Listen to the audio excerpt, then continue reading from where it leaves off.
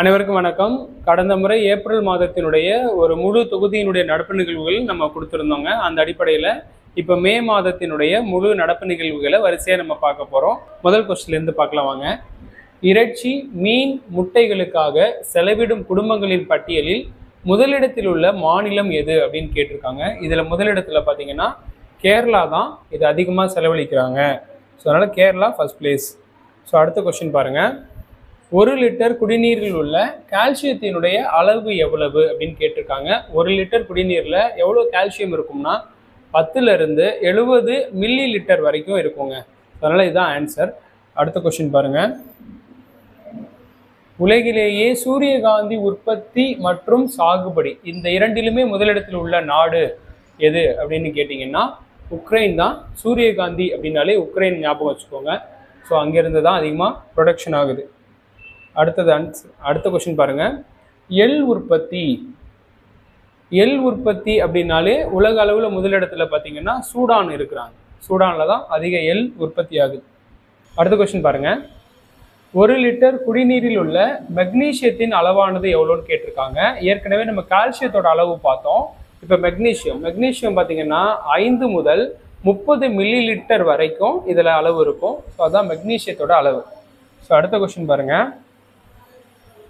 புவியியல் வரைபடத்தில் 1 சென்டிமீட்டர் என்பது பூமியினுடைய தரைப்பரப்புல எத்தனை மீட்டருக்கு சமம் அப்படின்னு கேட்டிருக்காங்க. ஸோ 1 சென்டிமீட்டர் பூமியோட வரைபடத்துல அப்படின்னா பூமியில மேற்பரப்புல பார்த்தீங்கன்னா அது 100 மீட்டருக்கு சமம். 100 மீட்டர்ஸ் ஈக்குவல் டு 1 கிலோமீட்டர் அப்படின்னு நம்ம வச்சுக்கலாம். ஓகேங்களா? அதனால இது 1 கிலோமீட்டருக்கும் ஈக்குவல். அடுத்தது பாருங்க. 20 லிட்டர் குடிநீர் கேனை எத்தனை முறைக்கு மேல் பயன்படுத்தக்கூடாது என சமீபத்தில் உணவு பாதுகாப்புத்துறை எச்சரித்துள்ளது அப்படின்னு கேட்டிருக்காங்க. 30 முறைக்கு மேலே ஒரு குடிநீர் பாட்டிலை பயன்படுத்துறது ஆபத்து அப்படின்னு சொல்லியிருக்காங்க. அடுத்த கொஸ்டின் பாருங்க. 2011ஆம் ஆண்டு மக்கள் தொகை கணக்கெடுப்பின்படி இந்தியாவில் இருந்த கிராமங்களின் எண்ணிக்கை அப்படின்னு பார்த்தீங்கன்னா 6,49,481 கிராமங்கள் இருந்திருக்கு. அடுத்த கொஸ்டின் பாருங்க. கிழக்கின் ஸ்காட்லாந்து என்று அழைக்கப்படுவது எது அப்படின்னு கேட்டிங்கன்னா மேகாலயாவுடைய ஷில்லாங்கில் தான் நம்ம கிழக்கின் ஸ்காட்லாந்துன்னு சொல்கிறோம். அடுத்த கொஸ்டின் பாருங்க. மீன் உற்பத்தியில் இந்தியாவில் முதலிடத்தில் உள்ள மாநிலம் நம்மளோட தமிழ்நாடு தான் மீன் உற்பத்திக்கு ஃபேமஸ். அடுத்த கொஸ்டின் பாருங்க. பாட்னா உயிரியல் பூங்காவினுடைய பழைய பெயர் சஞ்சய் காந்தி உயிரியல் பூங்கா. இது பீகார்ல இருக்கு. ஸோ அடுத்த கொஸ்டின் பாருங்க. கோகினூர் வைரத்தை இங்கிலாந்து அரசி விக்டோரியாவிடம் பரிசளித்த இந்திய அரசர் அப்படின்னா அவர் துலீப் சிங் அப்படிங்கிற அரசர் தான் பரிசளிச்சார். அடுத்த கொஸ்டின் பாருங்க. 2026 நிலவரப்படி இந்தியர் ஒருவரின் தனிநபர் தினசரி பால் நுகர்வு அப்படின்னு கேட்டிருக்காங்க. 485 கிராம் ஒவ்வொருத்தரும் பால் அருந்துறாங்க. அடுத்த கொஸ்டின் பாருங்க. இந்தியாவின் முதல் பழ வழிச்சாலை, இந்த இடத்துல லா தவறா இருக்குங்க, இந்த லா கிடையாது, அதாவது மெனி அப்படின்னு சொல்லுவோம் இல்லையா, அந்த லா. பழ வழிச்சாலை தங்குதடையற்ற சுங்கச்சாவடி அமைப்பு எங்க இருக்கு அப்படின்னு கேட்டிருக்காங்க. இது குஜராத்ல இருக்கிற சோரியாசி சுங்கச்சாவடி. இதுதான் இதோட ஆன்சர். அடுத்தது பாருங்க. கீழ்காணும் எந்த இந்திய வங்கி வாடிக்கையாளர்களுக்கான சைகை மொழி சேவையை அறிமுகப்படுத்தி இருக்கிறது அப்படின்னா பேங்க் ஆஃப் இந்தியா தான் இதை அறிமுகப்படுத்தி இருக்கிறாங்க. அடுத்த கொஸ்டின் பாருங்க. பார்கி அணை எந்த நதி மீது கட்டப்பட்டிருக்கிறது அப்படின்னு கேட்டிருக்காங்க. இது வந்து நர்மதா மேல கட்டியிருக்காங்க. அடுத்த கொஸ்டின் பாருங்க.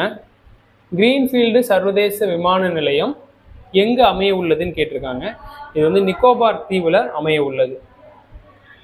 அடுத்த கொஸ்டின் பாருங்க. கிரேட்டர் நிக்கோபார் திட்டத்திற்கு எவ்வளோ பட்ஜெட் ஒதுக்கி இருக்கிறாங்க அப்படின்னா ஒரு 81,000 கோடி ஒதுக்கி இருக்கிறாங்க. அடுத்த கொஸ்டின் பாருங்க. காலத்திய வளைகுடா துறைமுக நோக்கங்களுள் பொருந்தாத ஒன்று அப்படின்னு கேட்டிருக்காங்க. காலாத்தியா வளைகுடாவில் ஒரு துறைமுகம் அப்படின்னு கொண்டு வர போறாங்க. இதோடைய நோக்கங்கள்ல எது பொருந்தாதுன்னு கேட்டிருக்காங்க. ஆசிய, ஐரோப்ப மற்றும் மத்திய கிழக்கு நாடுகளுக்கு இடையே பயணிக்கும் சரக்கு கப்பல்களை கையாள்வது இதோட நோக்கமா அப்படின்னா இந்த நோக்கம் கண்டிப்பாக அதில் இருக்குது. ரெண்டாவது, சிங்கப்பூர் மற்றும் கொழும்பு துறைமுகங்களுக்கு மாற்றாக இது உருவாகிறதா அப்படின்னா ஆமாம், இதுவும் கரெக்டு. அடுத்தது, சர்வதேச கடல் வாணிப போக்குவரத்தில் இந்தியாவின் நிலைப்பாட்டை உயர்த்துகிறதா அப்படின்னு கேட்டிருக்காங்க, அதுவும் உண்டு. இந்தியாவின் இராணுவ பயன்பாட்டிற்கு இது உதவுவதற்காக இந்த துறைமுகம் கொண்டு வரப்படுகிறதானா அதுவும் உண்டு. ஸோ அதனால அனைத்துமே சரிங்கிறது தான் இதோட ஆன்சர். அடுத்த கொஸ்டின் பாருங்க. உலகின் மிகப்பெரிய நகர்ப்புற புத்துயிரூட்டல் திட்டத்தின் கீழ் மறுசீரமைப்பட உள்ள இந்திய பகுதி எது அப்படின்னு கேட்டிருக்கோம். மும்பையினுடைய மிகப்பெரிய குடிசை பகுதியாக இருக்கும் தாராவி மறுசீரமைப்பு திட்ட பகுதியை தான் அப்படி சொல்லியிருக்கிறாங்க. அடுத்தது பாருங்க. தெலுங்கானா ரக்ஷண சேனா அப்படின்னு ஒரு கட்சியை ஒருத்தங்க ஆரம்பிச்சிருக்கிறாங்க. அந்த கட்சியினுடைய நிறுவனர் யார் அப்படின்னு கேட்டிருக்காங்க. இது வந்து கே. கவிதா. ஸோ இவங்க தான் உருவாக்குறாங்க. அடுத்தது பார்த்தீங்கன்னா, தமிழக சிறைகளில் உள்ள எந்த ஒன்றை அகற்ற சிறைத்துறை நிர்வாகம் உத்தரவிட்டுள்ளது அப்படின்னு கேட்டிருக்காங்க. சிறைகளில் சமீபத்தில் கைதிகள் தூக்கு போட்டுக்கிறாங்க. அதனால அவங்க ஆணிகளை பயன்படுத்தி தூக்கு போடுறதுனால சிறைகளில் இருக்கிற எல்லா ஆணிகளையும் பிடுங்க சொல்லியிருக்கிறாங்க. அதனால ஆணி தான் இதோட ஆன்சர். அடுத்தது, பிரசார் பாரதியின் தற்போதைய தலைவராக இருப்பவர் யார் கேட்டிருக்காங்க. பிரவீன் ஜோஷிங்கிறவர் இருக்கிறார். அடுத்த கொஸ்டின் பாருங்க. ரிசர்வ் வங்கிக்கு துணைநிலை ஆளுநர்கள் எத்தனை பேர் இருப்பாங்க அப்படின்னா 4 நபர்கள் இருக்கலாம். அடுத்த கொஸ்டின் பாருங்க. நடப்பாண்டு, அதாவது 2026 மே 1 பொறுப்பேற்ற ரிசர்வ் வங்கியின் துணைநிலை ஆளுநர் யார் அப்படின்னு கேட்டிருக்காங்க. ரோஹித் ஜெயின் தான் அந்த துணைநிலை ஆளுநராக பொறுப்பேற்றிருக்கிறார். அடுத்தது பாருங்க. சப்கா பீமா சப்கி ரக்ஷா மசோதா இது நாடாளுமன்றத்தில் நிறைவேற்றப்பட்ட ஆண்டு எதுன்னு கேட்டிருக்காங்க. 2025 தான் இது நிறைவேற்றப்பட்டுச்சு. அடுத்த கொஸ்டின் பாருங்க. காப்பீட்டு துறையில் அந்நிய நேரடி முதலீட்டை, அதாவது ஃபாரின் டைரக்ட் இன்வெஸ்ட்மெண்ட்டினுடைய உச்சவரம்பு 100% உயர்த்த குடியரசுத் தலைவர் திரௌபதி முர்மு ஒப்புதல் வழங்கிய நாள் எது அப்படின்னு கேட்டிருக்காங்க. மே 2, 2026 அன்று தான் அவங்க ஒப்புதல் கொடுத்தாங்க. இதான் அதோட ஆன்சர். அடுத்த கொஸ்டின் பாருங்க. 2026 தங்கத்தை அதிகம் வாங்கியுள்ள முதல் 3 நாடுகள் எதுன்னு கேட்டிருக்காங்க. இந்த முதல் 3 நாடுகளில் போலந்து, உஸ்பெகிஸ்தான், சீனா இவங்க தான் அதிகமாக தங்கத்தில் அதிகமாக வாங்கியிருக்கிறாங்க. ஸோ அடுத்த கொஸ்டின் பாருங்க. 2026 நிலவரப்படி இந்தியாவில் அதிக வேலைவாய்ப்பை அளிக்கும் துறை எது அப்படின்னு கேட்டிருக்காங்க. இது காப்பீட்டு துறையில் தாங்க அந்த அதிக வேலைவாய்ப்பு கிடைக்குது. அடுத்த கொஸ்டின் பாருங்க. 2026 நிலவரப்படி இந்தியாவில் அதிக வேலைவாய்ப்பை அளிக்கும் நகரங்களின் பட்டியலில் முதலிடத்தில் இருக்கக்கூடிய நகரம் ஹைதராபாத்தில் தான் அதிகமாக வேலைவாய்ப்பு கொடுக்குறாங்க. அடுத்தது பாருங்க. கடந்த 34 ஆண்டுகால வரலாற்றில் விமான சேவையில் ஒரு முறை கூட உயிரிழப்புடன் கூடிய விபத்தை சந்திக்காத பாதுகாப்பான விமான நிறுவனம் என்ற சாதனையை கொண்டுள்ள விமான நிறுவனம் எது அப்படின்னா ஸ்பிரிட் ஏர்லைன்ஸ் அப்படின்னு சொல்றாங்க. இது அமெரிக்காவுடையது. அடுத்தது பாருங்க. Power within the leadership legacy of Narendra Modi என்ற புத்தகத்தினுடைய ஆசிரியர் யார் அப்படின்னு கேட்டிருக்காங்க. ஆர் பாலசுப்ரமணியம் அப்படிங்கிறவர் தான் இதோட ஆத்தர். அடுத்த கொஸ்டின் பாருங்க. பாகிஸ்தான் கீழ்காணும் எந்த நாட்டிற்கு கழுதை இறைச்சியை ஏற்றுமதி செய்கிறதுனா சீனாவுக்கு கழுதை இறைச்சி ஏற்றுமதி செய்கிறாங்க. அடுத்த கொஸ்டின் பாருங்க. கடவுள் தேசம் என்று வர்ணிக்கப்படும் மாநிலம் எது அப்படின்னா கேரளாவை தான் கடவுள் தேசம்னு சொல்றாங்க. அடுத்த கொஸ்டின் பாருங்க. புலிட்சர் விருது வழங்கும் அமைப்பு எது அப்படின்னு கேட்டிருக்காங்க. புலிட்சர் விருதை அமெரிக்காவில் இருக்கக்கூடிய கொலம்பியா பல்கலைக்கழகம் தான் வழங்குறாங்க. அடுத்த கொஸ்டின் பாருங்க. கீழ்காண்பவர்களில் எந்த ஒருவர் 2026க்கான புலிட்சர் இந்த லீவ் வந்திருக்கணும். இந்த புலிட்சர் விருது பெறாதவர் யார் அப்படின்னு கேட்டிருக்காங்க. இல்லை, புலிட்சர் விருது பெறாதவர் அல் ஜெசீரா அப்படிங்கிறவங்க புலிட்சர் விருது வாங்கலைங்க. மீதி எல்லாருமே வாங்கியிருப்பாங்க. அடுத்தது, கரும்பின் கொள்முதல் விலையை நிர்ணயம் செய்யும் அமைப்பு. நிர்ணயம், இந்த விஷயத்தை ஞாபகம் வச்சுக்கோங்க. நிர்ணயம் செய்கிற உரிமை யாரிடம் இருக்கு அப்படின்னா மத்திய அரசு தான் நிர்ணயம் பண்ணுவாங்க. ஆனால் ஒருவேளை இந்த இடத்துல பரிந்துரை அப்படின்னு கேட்டிருந்தா இந்த வேளாண் செலவினங்கள் விலைகள் ஆணையம் தான் பரிந்துரை செய்வாங்க. அடுத்தது, அங்க, வங்க, கலிங்க என்று அழைக்கப்படும் கிழக்கிந்திய பகுதிகளில் அங்க நாடு அப்படிங்கிறது பீகாரை சொல்லுவாங்க. அடுத்த கொஸ்டின் பாருங்க, ப்ராஜெக்ட் ஃப்ரீடம் இராணுவ நடவடிக்கையோ எந்த நாட்டோடு தொடர்புடையதுன்னு கேட்டிருக்காங்க. இந்த ப்ராஜெக்ட் ஃப்ரீடம் மேற்கொண்டது அமெரிக்கா. ஸோ அதனால ஆன்சர் பார்த்தீங்கன்னா அமெரிக்கா. அடுத்த கொஸ்டின் பாருங்க, கரீபியன் நாடுகளுக்கான வர்த்தக நுழைவு வாயில் எது அப்படின்னா ஜமைக்கா. அடுத்த கொஸ்டின், இந்தியாவின் முதல் கண்டம் விட்டு கண்டம் பாயும் ஏவுகணை அமைப்பு, இந்த இடத்துல ஒரு 3 சொல்லி நை வச்சுக்கோங்க. ஏவுகணை அமைப்பு அக்னி 6 அப்படிங்கிறது. அடுத்து பாருங்க, ஹண்டா வைரஸ் எதன் மூலம் பரவுகிறது அப்படின்னு கேட்டிருக்காங்க. ஹண்டா வைரஸை பரப்புறது எலிகள். பாருங்க, நிலவின் தென்துருவ பகுதியில் இந்தியாவின் ரோவர் விண்கலத்தும் தரையிறங்கி இருக்கிறது. அந்த தரையிறங்கிய பகுதிக்கு இந்தியன் கவர்மெண்ட் ஒரு பேர் வச்சிருக்காங்க. அது என்ன பேர்னா சிவசக்தி முனை அப்படின்னு பேர் வச்சிருக்கிறாங்க. அடுத்து பாருங்க, விபிஜி ராம்ஜி திட்டம் அமலுக்கு வரும் நாள் அப்படின்றதும் வர ஜூலை 1ஆம் தேதியிலிருந்து அது அமலுக்கு வந்துடும். அடுத்தது, தமிழக அரசினுடைய நிதித்துறை செயலராக தற்போது இருப்பவர் யாருன்னா MA சித்திக் அப்படிங்கிறவர் இருக்கிறாருங்க.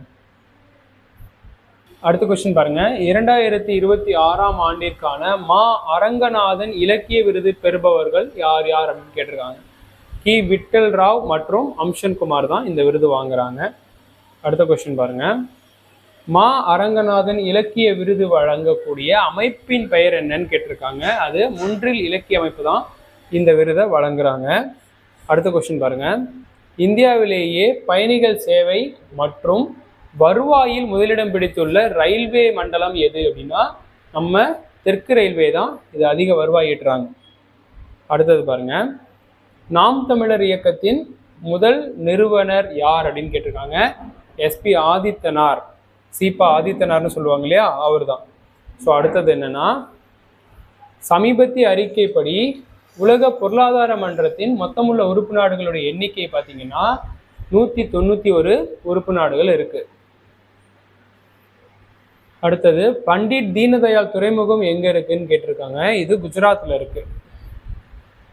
அடுத்த கொஸ்டின் பாருங்க, ராம்சார் சர்வதேச மாநாடு நடைபெற்ற நாள் எதுன்னு கேட்கிறாங்க. 1971 பிப்ரவரி 2ல் நடைபெற்றுச்சு. அடுத்த கொஸ்டின் பாருங்க, ராம்சார் சர்வதேச மாநாடு ஒப்பந்தம் நடைமுறைக்கு வந்த ஆண்டு டிசம்பர் 21, 1975 நடைமுறைக்கு வந்துச்சு. அடுத்த கொஸ்டின் பாருங்க, ராம்சார் ஒப்பந்தத்தில் கையெழுத்திட்டுள்ள மொத்த நாடுகளுடைய எண்ணிக்கை 170 நாடுகள் கையெழுத்திட்டிருக்கிறாங்க. அடுத்தது பாருங்க, ஷாங்காய் ஒத்துழைப்பு கூட்டமைப்பினுடைய நிறுவப்பட்ட ஆண்டு 2001ல் இதை நிறுவனாங்க. அடுத்தது பாருங்க, தென்னிந்தியாவிலேயே அரசு மருத்துவமனைகளில் சிகிச்சை பெறுவோரை அதிகம் கொண்டுள்ள மாநிலம் அப்படிங்கிறதும் நம்ம தமிழ்நாடு தான். அடுத்த கொஸ்டின் பாருங்க, சமீபத்தில் ஒபாக் கூட்டமைப்பிலிருந்து விலகிய நாடு துபாய். அடுத்த கொஸ்டின் பாருங்க, சைபர் மோசடிகளை தடுக்க CBI-யால் தொடங்கப்பட்டுள்ள சாட்பாட் வசதி எது அப்படின்னு கேட்டிருக்காங்க. அது அபைங்கிற ஒரு சாட்பாட்டை தான் ஆரம்பிச்சிருக்கிறாங்க. அடுத்த கொஸ்டின் பாருங்க, ஜோனாகிரி தங்க சுரங்க திட்டம் தொடங்கப்பட உள்ள இந்திய பகுதி ஆந்திராவுடைய கர்னூலில் தான் இது தொடங்க போறாங்க. அடுத்த கொஸ்டின் பாருங்க, இந்தியாவின் சாகர் பந்து இராணுவ நடவடிக்கையால் பலனடைந்துள்ள நாடு இலங்கை. அடுத்த கொஸ்டின் பாருங்க, இந்தியாவின் முதல் அதிநவீன முப்பரிமாண, அதாவது இது 3Dங்க, அதிநவீன முப்பரிமாண கண்ணாடி சிப் பேக்கேஜிங் ஆலை அமைய உள்ள பகுதி ஒடிசாவுடைய புவனேஸ்வரத்தில் இது அமைய போகுது. அடுத்த கொஸ்டின் பாருங்க, நிகழாண்டு அதாவது 2026ஆம் ஆண்டிற்கான தேசிய ஃப்ளாரன்ஸ் நைட்டிங்கேல் விருது பெற்ற தமிழர் யார் அப்படின்னு கேட்டிருக்காங்க. டாக்டர் ஆர் சங்கர் சண்முகம் தான் அந்த விருது வாங்கியிருக்கிறாரு. அடுத்தது பாருங்க, தற்போதைய CBI-யினுடைய இயக்குனர் யார் அப்படின்னு கேட்டிருக்காங்க. பிரவீன் சூட் தான் இப்போ CBI இயக்குனராக இருக்கிறாரு. அடுத்த கொஸ்டின் பாருங்க, தமிழக அரசினுடைய தலைமை வழக்கறிஞர் இப்பொழுது யார் அப்படின்னு கேட்டிருக்காங்க. விஜய் நாராயண் இருக்கிறாரு. அடுத்த கொஸ்டின் பாருங்க, சமீபத்திய அறிக்கைப்படி சரக்கு போக்குவரத்து விநியோக தரவரிசை பட்டியலில் கடலோர மாநிலங்களில் முதலிடத்தில் உள்ள மாநிலம் நம்ம தமிழ்நாடு. அடுத்தது பாருங்க, கேரளாவின் தற்போதைய முதல்வராக பதவியேற்றிருப்பவர் வி.டி. சதீசன் பதவியேற்றிருக்கிறார். அடுத்தது பாருங்க, ஆப்ரேஷன் ஹெவன்லி ஹிந்த் அப்படிங்கிற இராணுவ நடவடிக்கையுடன் தொடர்புடையது எது அப்படின்னு கேட்டிருக்காங்க. தில்லி கார் குண்டுவெடிப்பு சம்பவத்திற்கு எதிரான இந்திய ராணுவ நடவடிக்கை கிடையாது. இந்தியா மாலத்தீவு இணைந்து நடத்திய கூட்டு கடற்படை இராணுவ பயிற்சியும் கிடையாது. அல்-கொய்தா பயங்கரவாத அமைப்பினுடைய கிளை அமைப்பான அல்சார் கஸ்வாத் உல் ஹிந்தினுடைய இந்தியாவிற்கு எதிரான ஒரு வன்முறை நடவடிக்கை. அதனால ஆன்சர் வந்து இதுதான் ஆப்ரேஷன் ஹெவன்லி ஹிந்த். அடுத்தது பாருங்க, சமீபத்தில் கீழ்காணும் எந்த மாநில அரசு இஞ்சி மேம்பாட்டு திட்டம் கொண்டு வந்திருக்கிறது அப்படின்னா மிசோரம் அரசு கொண்டு வந்திருக்கிறாங்க. அடுத்த கொஸ்டின் பாருங்க, ஐநா சபையினால் வேளாண் வளர்ச்சிக்கான சர்வதேச நிதியம் தொடங்கப்பட்ட ஆண்டு 1977 தொடங்கி இருக்கிறாங்க. அடுத்த கொஸ்டின் பாருங்க, அமெரிக்க மத்திய வங்கி ஃபெடரல் வங்கியினுடைய புதிய தலைவராக கெவின் வார்ஷ் அப்படிங்கிறவர் இருக்கிறாரு.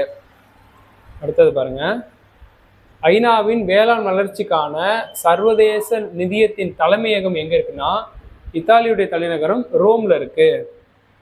அடுத்தது பாருங்க, ஐவகை நிலப்பகுதிகளான குறிஞ்சி, முல்லை, மருதம், நெய்தல், பாலை இதையெல்லாம் கொண்டுள்ள தமிழகத்தின் ஒரே மாவட்டமாக திருநெல்வேலி இருக்கிறது. அடுத்தது பாருங்க, தமிழகத்தின் பசுமை ஆற்றலின் தலைநகரமும் அதே திருநெல்வேலி தான். அடுத்த கொஸ்டின் பாருங்க, பரப்பளவு மற்றும் நடைமேடைகளின் எண்ணிக்கையின் அடிப்படையில் இந்தியாவின் மிகப்பெரிய ஒரு ரயில்வே நிலையமாக ஹவுரா ரயில்வே நிலையம் இருக்கிறது.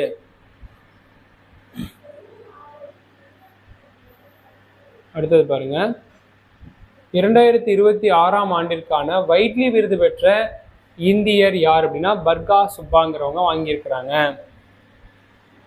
இந்தியாவின் மிக நீளமான நடைமேடை கொண்டுள்ள ரயில் நிலையமாக ஹூப்ளி சந்திப்பு இருக்கிறது கர்நாடகாவில்.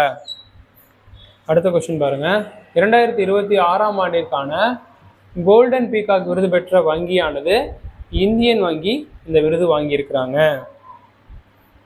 ஸோ இது எல்லாமே இந்த மே மந்தினுடையது. அடுத்த மாதத்தினுடைய நடப்பு நிகழ்வுகளை அடுத்த காணொலியில் சந்திப்போம். நன்றி, வணக்கம்.